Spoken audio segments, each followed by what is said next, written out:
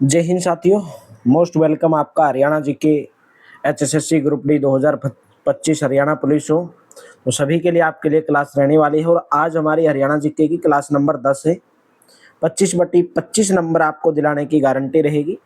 Daily आपको जो class का टाइम है सुबह 7 बजे Haryana GK, Haryana current affairs आपको मंथली करवाई जा रही है। जीके जीएस सुबह 11 बजे, साइंस दोपहर को 2 बजे और मैथ की रात को 9 बजे आपको क्लास देखने को मिलती है। डेली अगर आप हरियाणा ग्रुप डी के लिए कंप्लीट पीडीएफ प्राप्त करना चाहते हैं तो इस नंबर के ऊपर व्हाट्सएप करके 230 रुपीज में कंप्लीट पीडीएफ आप ले सकते हैं। तो चलिए सेशन की शुरुआत करेंगे। क्वेश्चन आपके सामने कि प्रथम स्वतंत्रता संग्राम में बल्लभगढ़ के निम्नलिखित राजाओं में से किसने दिल्ली में क्रांतिकारी सेना का नेतृत्व किया था। राइट ऑप्शन रहेगा Raja Nahar Singh, D option correct रहेगा। राजा नाहर सिंह का जन्म पूछा जाए तो कब हुआ था। राजा नाहर सिंह का जन्म 1863 में हुआ था और इनकी जो मृत्यु है वो 1858 के अंदर इनकी मृत्यु हो गई थी। 1858 में कौन सी रियासत से संबंध रखते थे ये? बल्लभगढ़ की रियासत से राजा नाहर सिंह संबंध रखते थे। बल्लभगढ़ जो रियासत है वो एक महत्वपूर्ण रियासत थी। जो तेवतिया वंश था, तेवतिया वंश के जो जाट थे, तेवतिया वंश के जो जाट थे उनके द्वारा स्थापित की गई थी बल्लभगढ़ रियासत। 1857 का जो विद्रोह हुआ था, क्रांति हुई थी, उसके दौरान एक दिल्ली एजेंसी थी जिसके तहत 7 रियासतें थी। कौन कौन सी रियासतें थी मैं आपको बता दे रहा हूँ यहाँ पे। झज्जर रियासत थी, फर्रुख नगर जो गुरुग्राम के अंदर है, फर्रुख नगर, एक बल्लभगढ़ और एक लोहारू, एक लोहारू पटौदी और एक आपकी थी दुजाना। ये 7 रियासत थी, पटौदी, दुजाना, लोहारू, फर्रुख नगर, झज्जर और बल्लभगढ़। नाहर सिंह ने गुरुग्राम जिला का, यानी कि पहले गुड़गांव नाम हुआ करता था, उनके कलेक्टर विलियम फोर्ड को मदद देने से इनकार कर दिया था और विद्रोह रोकने के लिए नाहर सिंह सेना को इकट्ठा कर रहा था। नाहर सिंह को 9 जनवरी 1858 को चांदनी चौक में अंग्रेजों के द्वारा फांसी दी गई थी।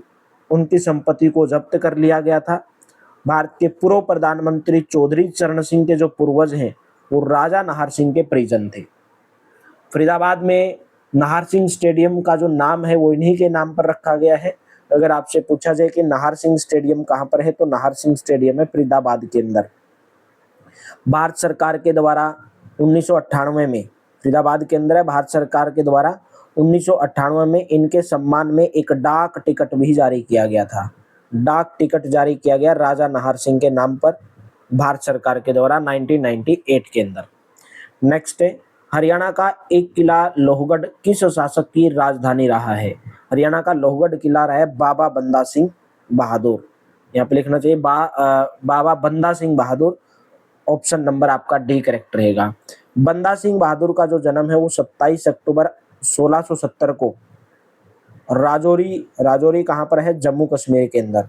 राजौरी जम्मू कश्मीर के अंदर इनका जन्म हुआ था। एक प्रसिद्ध सैनिक भी थे, एक राजनेता भी थे। भारत के अंदर मुगल शासकों के खिलाफ युद्ध छेड़ने वाले पहले सिख सैनिक प्रमुख भी थे बाबा बंदा सिंह बहादुर, जिन्होंने सिखों के राज्य का अस्थायी विस्तार भी किया था। और बाबा बंदा सिंह बहादुर ने यमुना और सतलुज का जो एरिया है उस अपने अधिकार में लेकर लोहगढ़ का मजबूत किला जीता और सिख राज्य की स्थापना की। सिख राज्य की स्थापना बाबा बंदा सिंह बहादुर के द्वारा की गई थी। बाबा बंदा सिंह बहादुर ने 1710 में सिरहिंद को जीता था। उसको जीतने के बाद में लोहगढ़ को सिखों की पहली राजधानी बनाई थी। लोहगढ़ को सिखों की पहली राजधानी किसने बनाई थी? बाबा बंदा सिंह बहादुर ने बनाई थी। ठीक है, तो राइट ऑप्शन कौन सा रहेगा? डी ऑप्शन करेक्ट रहेगा। ठीक है, सिखों की पहली राजधानी भी कौन सी थी? लोहगढ़। राजा नाहर सिंह किले का निर्माण कार्य किसने आरंभ करवाया था? राजा नाहर सिंह किले का जो कार्य है, पूछा गया कि किसके द्वारा इसका जो निर्माण है वो कार्य प्रारंभ करवाया गया था। राइट ऑप्शन रहेगा Raja Balram Singh, A option correct रहेगा। जो ऐतिहासिक प्रमाण है उनके अनुसार बल्लभगढ़ रियासत की जो स्थापना है वो कब की गई थी? 18वीं शताब्दी में बल्लभगढ़ रियासत की स्थापना किसने की थी? राजा बलराम ने की थी। राजा बलराम के द्वारा बल्लभगढ़ रियासत की जो स्थापना 18वीं शताब्दी में राजा बलराम के द्वारा की गई थी और उन्होंने ही इस किले का निर्माण करवाया था, राजा नाहर सिंह किले का निर्माण। ठीक है, राजा नाहर सिंह ने 1857 की क्रांति के अंदर बढ़ चढ़कर भाग लिया था और 2003 के अंदर हरियाणा सरकार ने महल की देखरेख के लिए हरियाणा पर्यटन निगम को सौंप दिया 2003 के अंदर। और 1996 से हरियाणा पर्यटन जो निगम है उसके द्वारा इस किले के अंदर कला सांस्कृतिक महोत्सव का आयोजन हर वर्ष नवंबर के महीने में किया जाता है, नवंबर के महीने में। नेक्स्ट है, फर्रुखनगर किले का निर्माण किसके द्वारा करवाया गया था? फर्रुखनगर किले का निर्माण करवाया गया था फौजदार खां। बी ऑप्शन करेक्ट रहेगा। फौजदार खां के द्वारा फर्रुखनगर कहाँ पर है? फर्रुखनगर के अंदर लाल किला, फर्रुखनगर गुरुग्राम के अंदर उसका निर्माण करवाया गया था। इसे हरियाणा में लाल किले की नकल कहा जाता है। फर्रुखनगर के किले को हरियाणा में किसकी नकल कहा जाता है? लाल किले की नकल कहा जाता है। फर्रुखनगर जो किला है इसका निर्माण 1733 ईस्वी के अंदर हुआ था। लाल बलुआ पत्थर, लाखोरी ईंट, झज्जर स्टोन से बना हुआ है। और ये जो महल है ये मुगल शासक ने अपनी रानी के लिए बनवाया था। कौन सा महल? शीश महल। शीश महल की मैं बात कर रहा हूँ। शीश महल कहाँ पर है? फर्रुखनगर के अंदर है, लेकिन फर्रुखनगर किला फौजदार खां के द्वारा, जिसको हरियाणा में लाल किले की नकल कहा जाता है। और फर्रुखनगर के अंदर शीश महल है जिसका निर्माण 1733 ईस्वी में हुआ। ये महल बलुआ पत्थर, लाखोरी ईंट, झज्जर स्टोन से बना हुआ है और मुगल शासक ने अपनी रानी के लिए इसको बनवाया था। तो right option number B, Farrukhnagar Faujdar Khan के द्वारा मुगल शासक फर्रुखसियर के नाम पर अष्टभुजी यानी कि 8 भुजाओं वाली आकृति में बसाया गया शहर है फर्रुखनगर। महेंद्रगढ़ के प्रसिद्ध किले का नाम 1861 ईस्वी में किस राजा के पुत्र के नाम पर रखा गया? Right option Maharaja Narendra Singh. A option correct रहेगा। पटियाला के शासक महाराजा नरेंद्र सिंह, इन्होंने अपने पुत्र महेंद्र सिंह के नाम पर, कहाँ के शासक थे ये? महाराजा नरेंद्र सिंह पटियाला के शासक थे और इनके पुत्र थे महेंद्र सिंह। इनके नाम पर नाम रखा गया महेंद्रगढ़। 17वीं शताब्दी के अंदर मराठा शासक थे तात्या टोपे, जिन्होंने यहाँ पर एक किले का निर्माण करवाया था जिसको कानोड़ का किला कहा जाता है। कानोड़ का किला भी कहाँ पर है? महेंद्रगढ़ के अंदर है, जिसका निर्माण किसके द्वारा करवाया गया था? मराठा शासक तात्या टोपे के द्वारा इसका निर्माण करवाया गया था। ठीक है, महेंद्रगढ़ जिला ज्यादातर रेतीला है, पहाड़ी है, इसलिए यहाँ की जलवायु कैसी है अगर आपसे पूछा जाए? महेंद्रगढ़ की जो जलवायु है वो शुष्क जलवायु है। क्यों है? क्योंकि रेतीला इलाका है, पहाड़ी इलाका है। महेंद्रगढ़ जो है तीनों ओर से कौन से स्टेट से घिरा हुआ है? राजस्थान से घिरा हुआ है। नेक्स्ट है, 1833 में उत्तर पश्चिम प्रांत का मुख्यालय कौन सा था? 1833 में उत्तर पश्चिम प्रांत का जो मुख्यालय वो आगरा रहा है। उत्तर पश्चिम जो प्रांत है वो ब्रिटिश भारत का एक प्रशासनिक क्षेत्र हुआ करता था और जो बहुत सारे जो जीते हुए प्रांत थे उनको मिलाकर ये बनाया गया था उत्तर पश्चिम प्रांत। उसका मुख्यालय आगरा के अंदर था। किस मुगल शासक के द्वारा हरियाणा के कुरुक्षेत्र को मराठों को दिया गया था? आलमगीर। बी ऑप्शन करेक्ट रहेगा। 1754 ईस्वी के अंदर आलमगीर ने मराठों के प्रति कृतज्ञता यानी कि आप बोल सकते हैं दया प्रकट करते हुए उन्हें हरियाणा का सबसे पवित्र स्थान कुरुक्षेत्र प्रदान किया और 1756-57 में मराठों का पूरे हरियाणा पर अधिकार हो गया था 1756-57 में। तो आलमगीर जो मुगल शासक थे उनके द्वारा हरियाणा के कुरुक्षेत्र को मराठों को दिया गया था। किस राजा ने हरियाणा के छछरौली में एक किला बनवाया? छछरौली का किला जिसको कहा जाता है, कलसिया रियासत के राजा थे। ऑप्शन नंबर सी करेक्ट रहेगा। इस किले की जो खिड़की को रानी की खिड़की के नाम से जाना जाता है, यानी कि जो छछरौली का किला है और इस किले की जो खिड़की है उसको किस खिड़की के नाम से जाना जाता है? रानी की खिड़की के नाम से जाना जाता है। छछरौली का विद्रोह हुआ था ईस्ट इंडिया कंपनी के खिलाफ। छछरौली विद्रोह, छछरौली का विद्रोह कब हुआ था? ईस्ट इंडिया कंपनी के खिलाफ 1818 ईस्वी के अंदर हुआ था। जिसका नेतृत्व किसके द्वारा किया गया था? जोधा सिंह के द्वारा किया गया था। छछरौली विद्रोह का नेतृत्व 1818 में जोधा सिंह के द्वारा किया गया था। छछरौली को और क्या कहा जाता है? हरियाणा का चेरापूंजी कहा जाता है भाई, क्योंकि यहाँ पे वर्षा होती ज्यादा, तो हरियाणा का चेरापूंजी, हरियाणा का चेरापूंजी किसको कहा जाता है? छछरौली को कहा जाता है। और छछरौली कहाँ पर है? यमुनानगर के अंदर है। तो right option C option correct रहेगा। नेक्स्ट है, हरियाणा के पानीपत में आयोजित असहयोग आंदोलन की पहली बैठक का नेतृत्व किसने किया था? वो किया था लाला लाजपत राय ने। सी ऑप्शन करेक्ट रहेगा। लाला लाजपत राय भारत के स्वतंत्रता सेनानी भी थे। लाला लाजपत राय को और अन्य किस नाम से जाना जाता है? पंजाब केसरी के नाम से जाना जाता है। लाला लाजपत राय को पंजाब केसरी के नाम से जाना जाता है, जिनका जो जन्म है वो 28 जनवरी 1865 को हुआ था। 28 जनवरी 1865 को। पंजाब नेशनल बैंक, लक्ष्मी बीमा कंपनी, पंजाब नेशनल बैंक की स्थापना, पंजाब नेशनल बैंक यानी कि पीएनबी, पंजाब नेशनल बैंक की स्थापना, और एक लक्ष्मी बीमा कंपनी, लक्ष्मी बीमा कंपनी, इनकी स्थापना किसके द्वारा की गई थी? लाला लाजपत राय के द्वारा की गई थी। और पानीपत के अंदर आयोजित पहली बैठक आयोजित हुई थी असहयोग आंदोलन की 1920 के अंदर। पानीपत के अंदर असहयोग आंदोलन की पहली बैठक कब हुई थी? पानीपत के अंदर हुई थी 1920 में, और इसका नेतृत्व किसके द्वारा किया गया था? लाला लाजपत राय जी के द्वारा किया गया था। और इस बैठक का आयोजन लक्का उल्ला खां के द्वारा किया गया था पानीपत के अंदर। असहयोग आंदोलन हरियाणा में गांधी की आंधी के नाम से जाना जाता है। असहयोग आंदोलन हरियाणा में किस नाम से जाना जाता है? गांधी की आंधी के नाम से जाना जाता है। गांधी की आंधी। ठीक है, तो right option option number C. लाठी लगने से साइमन कमीशन गो बैक के नारे जब विद्रोह प्रदर्शन हुआ था तो लाठी लगने की वजह से इनकी मृत्यु हो गई थी। नवाब अहमद अली गुलाम खान ने हरियाणा की किस रियासत से 1857 के विद्रोह का नेतृत्व किया था? नवाब अहमद अली गुलाम खान ने किया था फर्रुखनगर से। 1857 की क्रांति में फर्रुखनगर के नवाब थे अहमद अली, जिन्होंने अंग्रेजों को देश से खदेड़ने के लिए मैदान के अंदर उतर गए थे।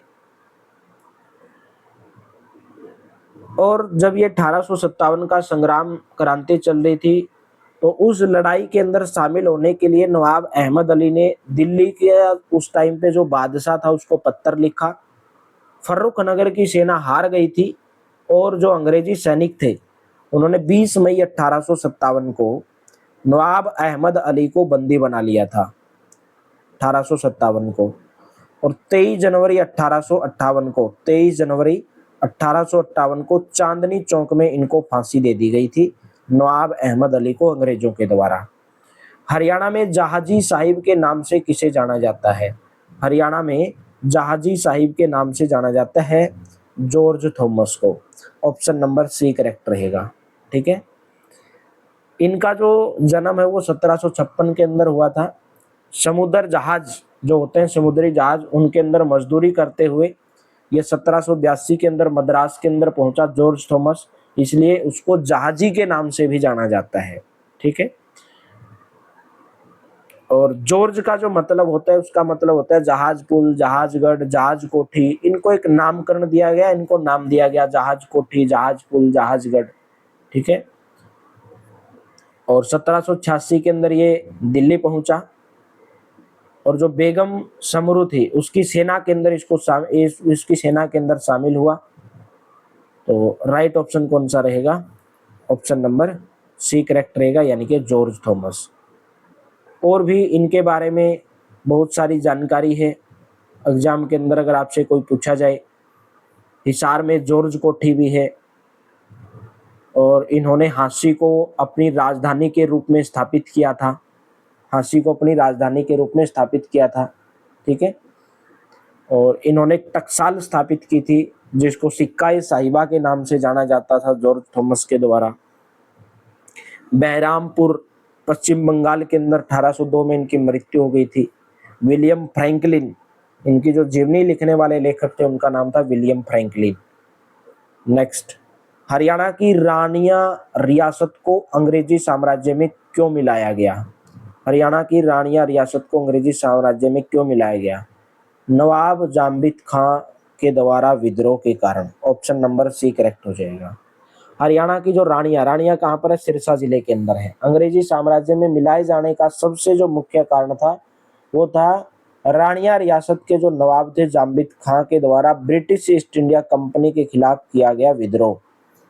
उन्होंने जो ब्रिटिश ईस्ट इंडिया कंपनी थी उसके आदेशों की अवहेलना की थी। 1810 ईस्वी में रानिया जो है सिरसा जिले के अंदर आता है। रानिया रियासत के शासक जाम्बित खान ने अंग्रेजों की अधीनता जो है स्वीकार कर ली थी और अंग्रेजों ने उसे रानिया और सिरसा की रियासतों को लौटा दिया, परंतु कंपनी के आदेशों की वो अवहेलना करते रहे, यानी कि उनके लॉ को फॉलो नहीं किया। और उसके बाद में कंपनी ने 1818 में रानिया के युद्ध में, रानिया का युद्ध अगर आपसे पूछा जाए कब हुआ था? 1818 में। किस किस के बीच में हुआ था? जाम्बित खां के बीच में और अंग्रेजों के बीच में हुआ था। जाम्बित खां को हरा करके रियासत को अपने अधिकार में ले लिया था, रानिया रियासत को। ठीक है।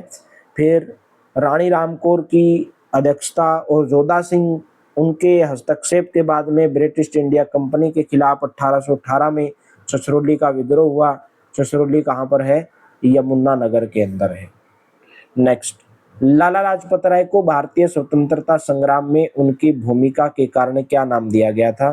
तो उनको नाम दिया गया था पंजाब केसरी। ऑप्शन नंबर आपका बी करेक्ट रहेगा। लाला लाजपत राय का जो जन्म है वो कब हुआ था? उनका जन्म 28 जनवरी 1865 को हुआ। मृत्यु कब हो गई उनकी? 17 नवंबर 1928 को। 17 नवंबर 1928 को। जन्म अगर आपसे पूछा जाए इनका जन्म कहाँ पर हुआ था? धुड़ी के नामक स्थान पर हुआ था। और धुड़ी के कहाँ पर पड़ता है? धुड़ी के पड़ता है पंजाब के अंदर। और मृत्यु कहाँ पर हुई थी? इनकी मृत्यु हुई थी लाहौर यानी कि पाकिस्तान के अंदर। लाहौर पाकिस्तान के अंदर।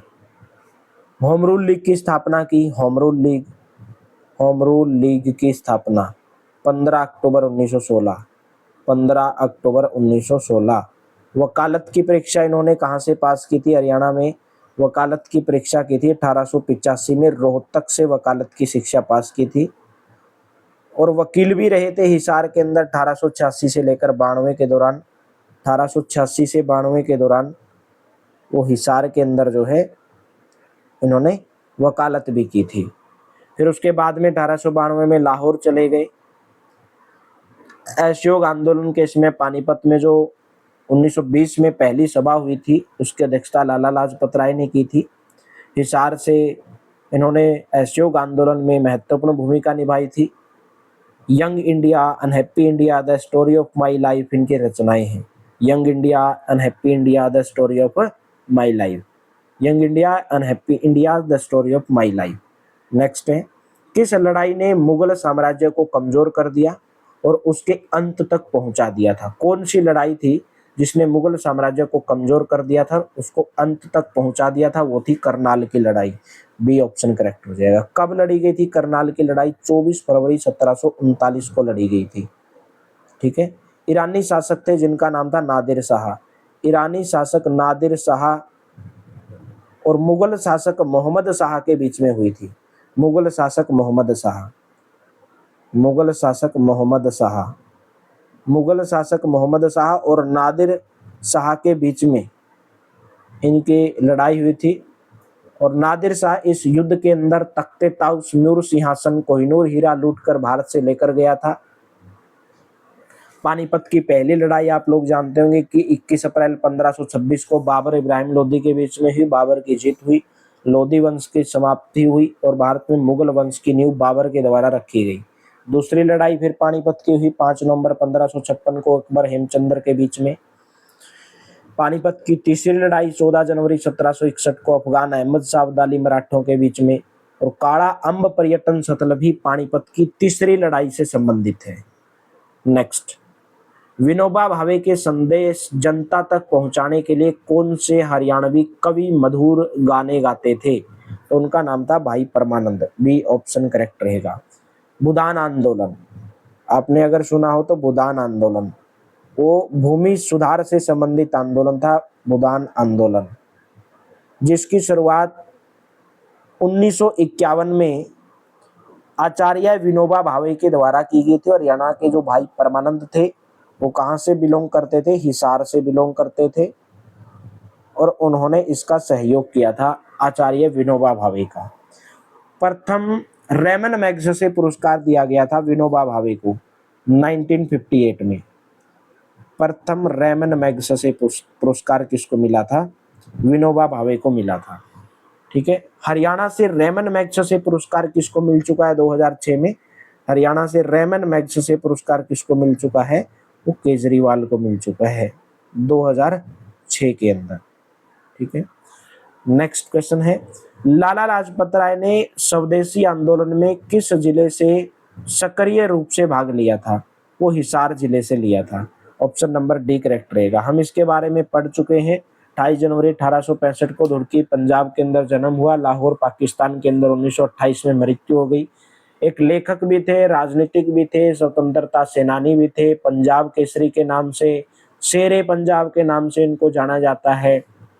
हिसार शहर से इन्होंने स्वदेशी आंदोलन के अंदर भाग लिया। ठीक है, और असहयोग आंदोलन की जो प्रथम बैठक पानीपत के अंदर 1920 के अंदर हुई थी उसका नेतृत्व भी इन्होंने किया था।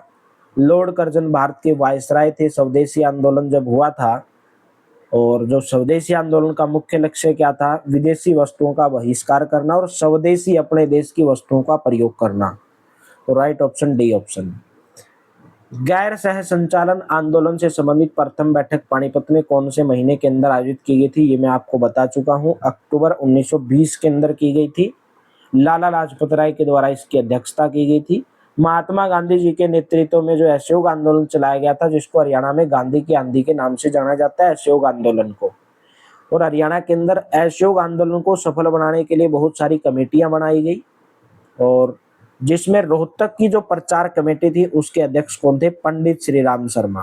तो पंडित श्री राम शर्मा कहाँ से बिलोंग करते हैं? पंडित श्री राम शर्मा रोहतक से बिलोंग करते हैं। ठीक है, जो कमेटियां बनाई गई थी प्रचार के लिए उसके अध्यक्ष बनाए गए थे पंडित श्री राम शर्मा। फिर 8 अक्टूबर 1920 को रोहतक के अंदर एक बड़ी जनसभा का आयोजन किया गया, जिसके अंदर मुख्य अतिथि महात्मा गांधी थे और मोहम्मद अली और शौकत अली के साथ में रोहतक आए थे। तो महात्मा गांधी जी कब आए थे रोहतक के अंदर? 1920 के अंदर आए थे, और मोहम्मद अली और शौकत अली के साथ में ये रोहतक आए थे। फिर 22 अक्टूबर 1920 को भिवानी में अंबाला डिविजनल पॉलिटिकल कॉन्फ्रेंस का आयोजन किया गया 1920 के अंदर ही, जिसकी अध्यक्षता लाला मुरलीधर ने की थी। ये भी आपको याद रखना है, लाला मुरलीधर, यानी कि भिवानी के अंदर जो अंबाला डिवीजन पॉलिटिकल कॉन्फ्रेंस आयोजन हुई थी उसकी अध्यक्षता लाला मुरलीधर जी के द्वारा की गई थी। और इसी जनसभा के अंदर जो भिवानी के अंदर जो कॉन्फ्रेंस हुई थी अंबाला डिवीजन पॉलिटिकल कॉन्फ्रेंस, इसी के अंदर महात्मा गांधी जी ने ब्रिटिश सरकार के लिए एक वर्ड का यूज किया था, शैतानी सरकार।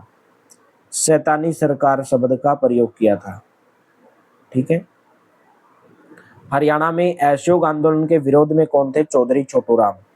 हरियाणा में असहयोग आंदोलन के विरोध में कौन थे? चौधरी छोटू राम, जिनको किसानों का मसीह कहा जाता है।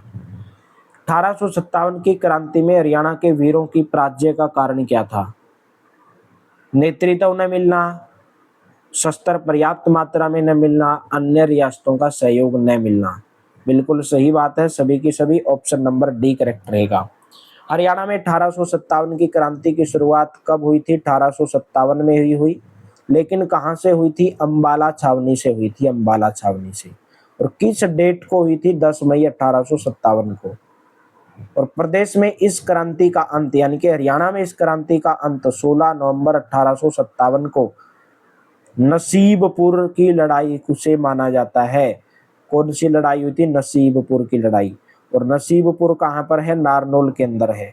इसके बाद जो राव तुलाराम थे वो काबुल यानी कि अफगानिस्तान में चले गए, और वहीं पर उनकी फिर 1863 में पेचिश रोग के कारण मृत्यु हो गई। 1857 की क्रांति में हरियाणा के क्रांतिकारियों की असफलता के बहुत सारे कारण थे। नेतृत्व नहीं मिला बड़ी बड़ी रियासतों का, शस्त्र नहीं मिले पर्याप्त मात्रा में। हरियाणा की कुछ रियासत थी जिन्होंने अंग्रेजों का साथ दिया, जैसे जींद रियासत थी। जींद रियासत के शासक थे जिनका नाम था स्वरूप सिंह।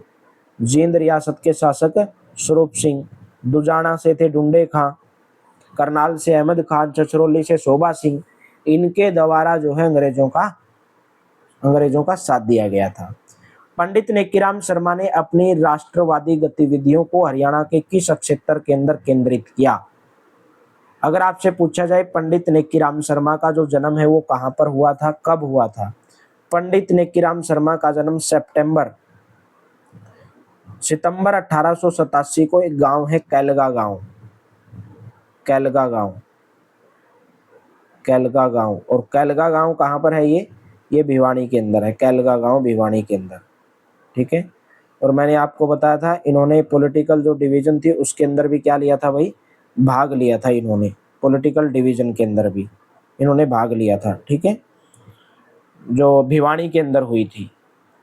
इन्होंने रोल टैक्ट का विरोध किया था। पंडित नेकीराम शर्मा के द्वारा किसका विरोध किया गया था? रोल टैक्ट का विरोध किया गया।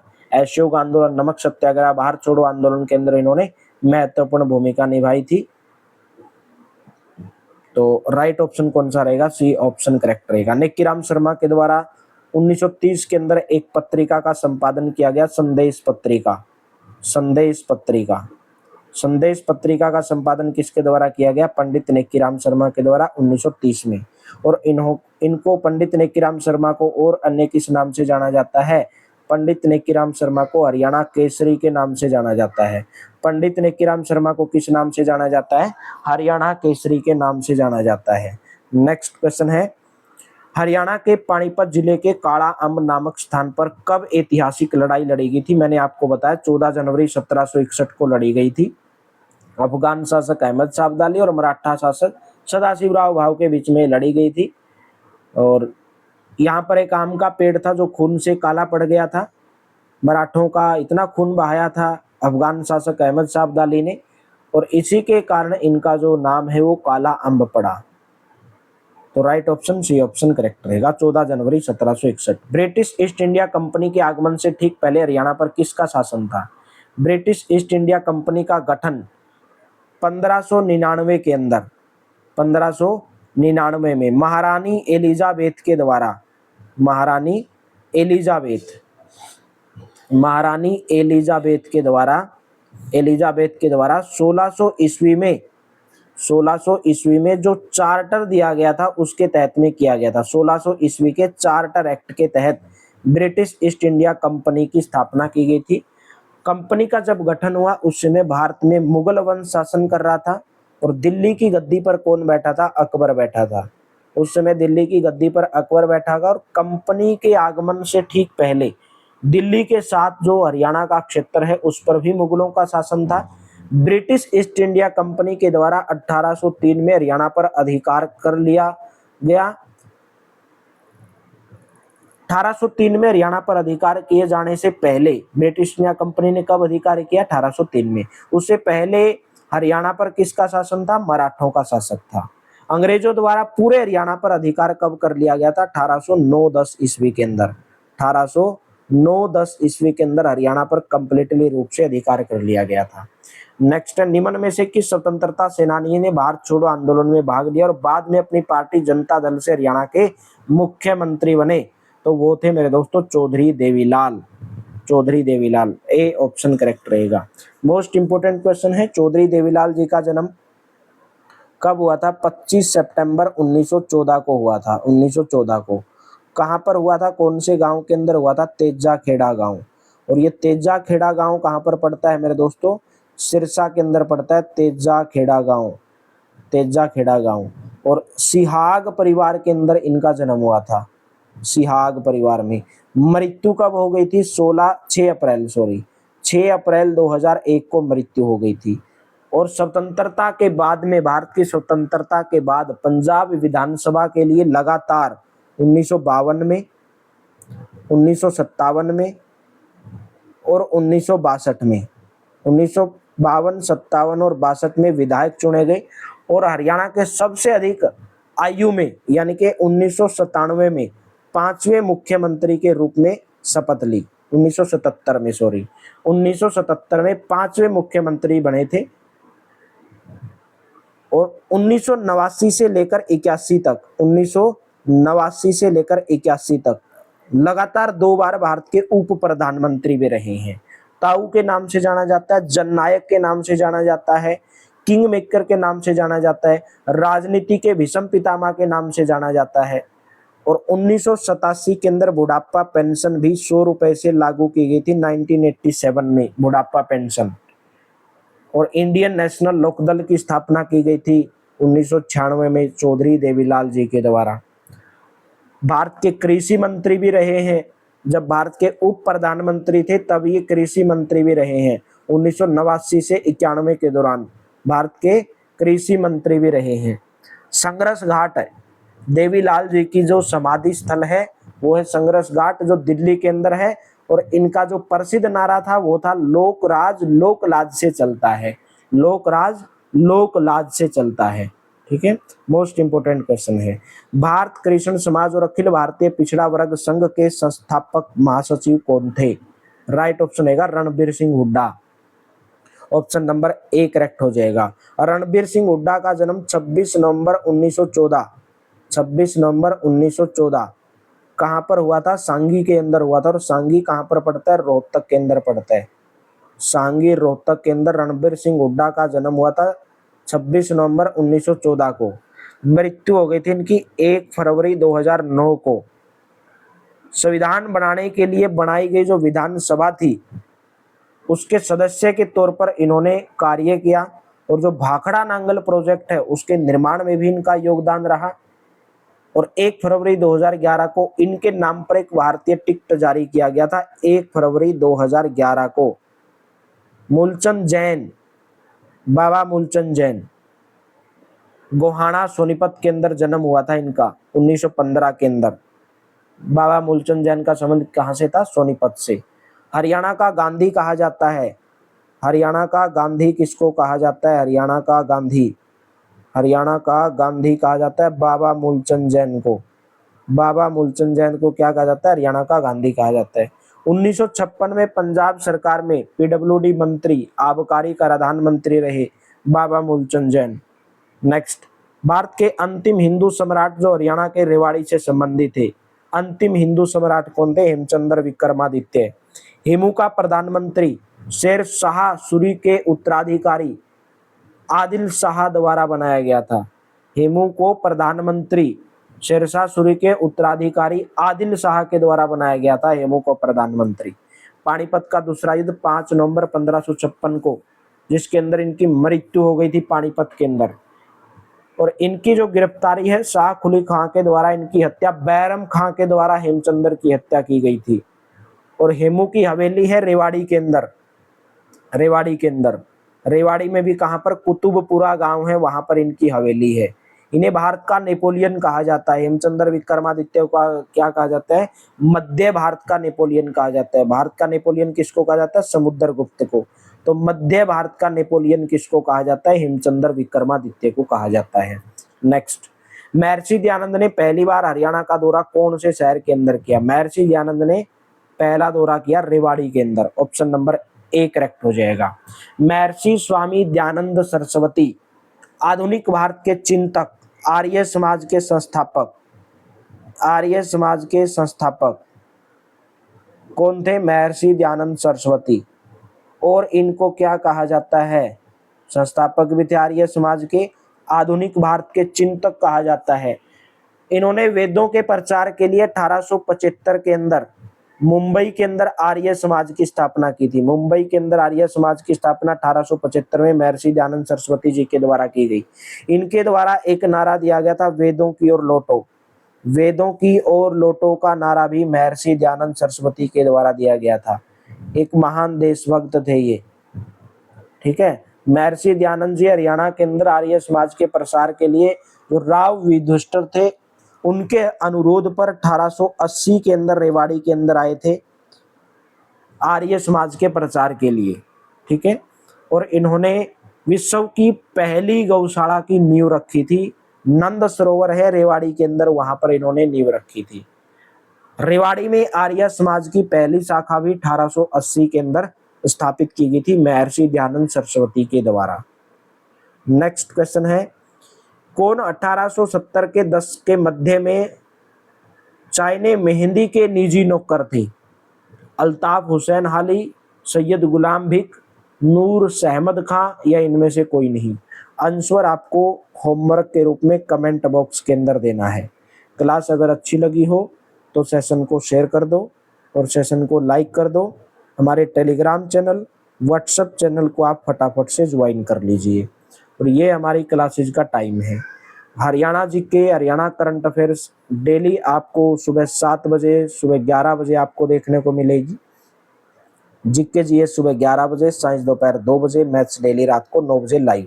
इस नंबर के ऊपर व्हाट्सएप करके 230 रुपीज में कंप्लीट हरियाणा करंट अफेयर्स आप प्राप्त कर सकते हैं। Thank you, have a nice day. मिलते हैं कल की क्लास में।